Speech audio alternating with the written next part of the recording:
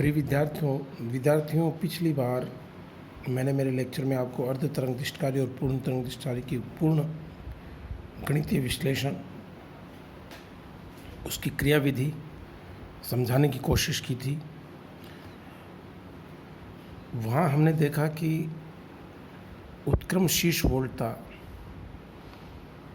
किसी भी दिष्टकारी में डायोड के ऊपर आरोपित वह अधिकतम वोल्टता होती है जबकि वह निवेशी प्रत्यावर्ती विभवांतर के किसी भी चक्र में उत्क्रम बायसित होता है, यानी रिवर्स बायस होता है। उस दौरान उस पर जो विभवपात होता है उसको हम उत्क्रम शीर्ष वोल्टता बोलते हैं। अर्ध तरंग दिष्टकारी में उत्क्रम शीर्ष वोल्टता का मान वही होता है जो आरोपित प्रत्यावर्ती वोल्टता का शीर्ष मान Vm होता है, जबकि पूर्ण तरंग दिष्टकारी में आप देखिए कि जब S1 सिरा नेगेटिव है और कॉमन सिरा पॉजिटिव है तो -Vm और +Vm का जो डिफरेंस है वो 2Vm होता है, यानी उत्क्रम वोल्टता का मान 2 गुना होता है। इसलिए दो डायोडों का उपयोग करके पूर्ण तरंग दिष्टकारी अगर बनाया जाता है तो उसमें डायोड की रेटिंग 2 गुनी होनी चाहिए बनिस्पत अर्ध तरंग दिष्टकारी के अंदर यूज में लिए हुए डायोड के मुकाबले। इसी प्रकार यदि हम उर्मिकाओं का विश्लेषण करें, यानी जो निर्गम वोल्टता आती है जिसमें प्रत्यावर्ती घटक होते हैं, उनका विश्लेषण करें, फूरियर विश्लेषण करें, तो हम पाते हैं कि अर्ध तरंग दिष्टकारी में जो ये तो दिष्ट भाग होगा, Im/π तो दिष्ट भाग हो जाएगा। इसके अलावा जो प्रत्यावर्ती भाग होते हैं उनकी न्यूनतम आवृत्ति ओमेगा ही होती है, यानी आरोपित वोल्टता की आवृत्ति के तुल्य होती है। ये एक बड़ा महत्वपूर्ण पार्ट है इसका। जबकि पूर्ण तरंग दिष्टकारी में आप देखेंगे कि दिष्ट धारा का मान तो डबल हो गया है 2Im/π, लेकिन जो न्यूनतम प्रत्यावर्ती घटक है वो 2 ओमेगा का होता है, अर्थात दिष्टकारी पूर्ण तरंग के अंदर जो न्यूनतम सन्नादि होता है वो आरोपित वोल्टता की कोणीय आवृत्ति का 2 गुना होता है। पूर्ण तरंग दिष्टकारी में जो सबसे बड़ी मुश्किल आप ये कह दीजिए कि होती है, वो मैंने आपको डायग्राम बना करके अच्छी तरह समझाया था। यहाँ एक सेंट्रल टैपिंग, ये देखिए सेंट्रल टैप्ड ट्रांसफार्मर की आवश्यकता होती है। इसको लगाने से द्वितीय कुंडली में न केवल फेरों की संख्या हमें 2 गुनी करनी पड़ती, फेरों की संख्या बढ़ानी पड़ती है, बल्कि उसके अलावा जो वोल्टता का मान है ये काफ़ी खर्चीला ट्रांसफार्मर होता है, कॉस्ट इसकी बहुत ज़्यादा बढ़ जाती है। इस दोष को दूर करने के लिए बाज़ार में सस्ता पूर्ण तरंग दिष्टकारी रखने के लिए हम 4 डायोडों का इस्तेमाल करके एक पूर्ण तरंग दिष्टकारी का निर्माण करते हैं जिसको सेतु दिष्टकारी कहते हैं। आज मैं आपको सेतु दिष्टकारी की क्रियाविधि ये आपको बताता हूँ। ये देखिए, किसी भी सेतु दिष्टकारी में 4 डायोडों का इस्तेमाल, एक लोड प्रतिरोध का इस्तेमाल ठीक उसी प्रकार से करते हैं जिस प्रकार से व्हीटस्टोन सेतु में 5 प्रतिरोध P, Q, R, S और G गैल्वेनोमीटर जुड़े हुए होते हैं। इस कारण इसको सेतु दिष्टकारी कहते हैं।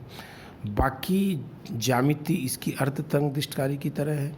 एक प्रत्यावर्ती स्रोत जिसको मुझे आरोपित करना है, मान लीजिए कोई भी प्रत्यावर्ती स्रोत आप लिख सकते हो, E0 sin ओमेगा t इत्यादि।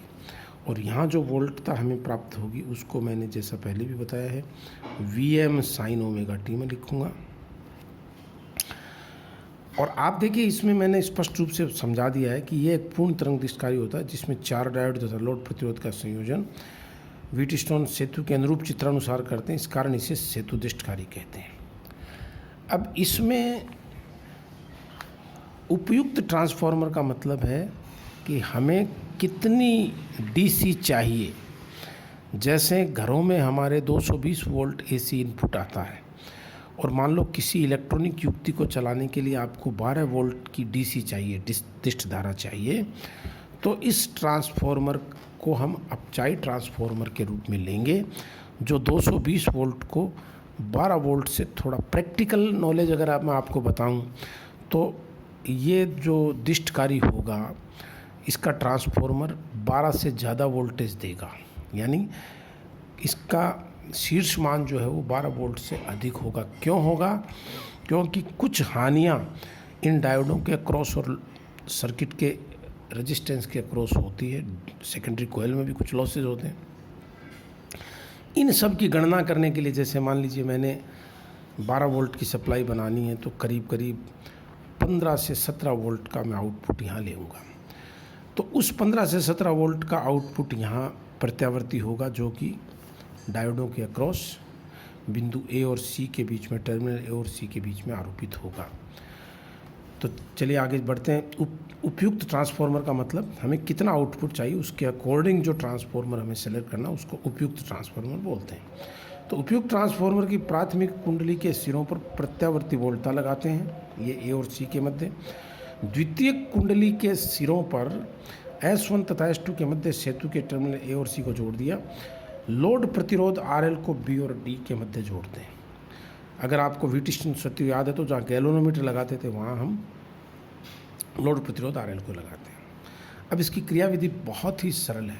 जैसे निवेशी वोल्टता के आधे चक्र में अगर S1 धनात्मक विभव पर होगा और S2 ऋणात्मक विभव पर होगा तो उस वक्त आप देखिए इसके पॉजिटिव होते ही डायोड D2 और डायोड D4 दोनों अग्रबायसित होंगे।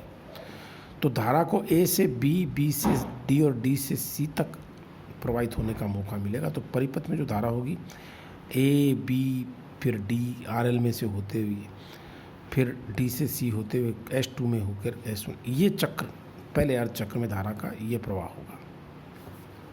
ये मैंने यहाँ लिखा है कि निवेशी प्रत्यावर्ती वोल्टता के प्रथम अर्ध चक्र में जब द्वितीय कुंडली का सिरा S1 धनात्मक विभव पर और सिरा ऋणात्मक विभव पर होता है तो डायोड D2 और D4 अग्रबायसित हो जाते हैं और धारा का चालन करते हैं। फलस्वरूप लोड RL में धारा B से D की, आप ध्यान रखिए, धारा का प्रवाह B से D की ओर होगा। अब अगले अर्ध चक्र में प्रिय छात्र, आज इसको मैंने इस तरह से डिनोट भी किया, देखिए ये D2 में से धारा होती हुई D से C में आ गई और ये A बिंदु से चलकर A, B, D, C धारा। अब अगले अर्ध चक्र में जबकि S1 धनात्मक विभव पर होता है और S2 ऋणात्मक विभव पर होता है, तो आप ये देखिए अगले अर्ध चक्र में जबकि ये ऋणात्मक होगा तो ये डायोड कौन सा, और ये धनात्मक, ये ऋणात्मक और ये धनात्मक होगा। तो आप देखिए S2 धनात्मक होने पर D3 से D3 और D1 अग्रबायसित होंगे। तो धारा का प्रवाह, मैं इसको चित्र को बना सकता हूँ, इस तरह से होगा। ये हमारा D3, ये लोड रेजिस्टेंस और ये देखिए, यानी अब जो C से B और फिर D, लेकिन जो खुशी की बात है वो है कि RL में जो धारा है वो पहले भी B से D की ओर थी और अभी भी B से D की ओर है। तो पूर्ण तरंग पे धारा का दिष्टकरण होता है, ये मैंने इसमें लिख दिया है। लोड प्रतिरोध RL में धारा की दिशा पुनः सिरे B से D की ओर ही होती है। इस अवस्था में डायोड D2 तथा D4 पश्चबायसित हो जाते हैं। उनको मैंने यहाँ शो नहीं किया क्योंकि जो पश्चबायसित होगा उसको हम ओपन मान सकते हैं। अब बारी आती है इसके लाभ की। तो ये लाभ मैंने अगले पेज पर लिखे हैं। एक तो पूर्ण सेतु दिष्टकारी में साधारण ट्रांसफार्मर होता है जिसके कारण इसकी कीमत बहुत कम हो जाती है। शीर्ष उत्क्रम वोल्टता आधी हो जाती है क्योंकि पहले 2 VM थी 2 डायोडों वाले में, इसमें अर्ध तरंग दिष्टकारी की तरह। फिर अर्ध तरंग दिष्टकारी के सापेक्ष इसका उर्मिका गुणांक बहुत कम होता है और दक्षता 2 गुनी हो जाती है। तो सेतु दिष्टकारी का अर्ध तरंग दिष्टकारी के मुकाबले बहुत अधिक लाभ होता है, ये हमें याद रखना है। परीक्षा के दृष्टिकोण से मैं आपको बता दूं कि यहाँ एक प्रश्न बहुत बार पूछा जाता है, पिछले 3-4 वर्षों में आया है कि सेतु तरंग दिष्टकारी, पूर्ण तरंग दिष्टकारी और अर्ध तरंग दृष्टिकारी की तुलना करो अंत तरंग दृष्टिकारी की।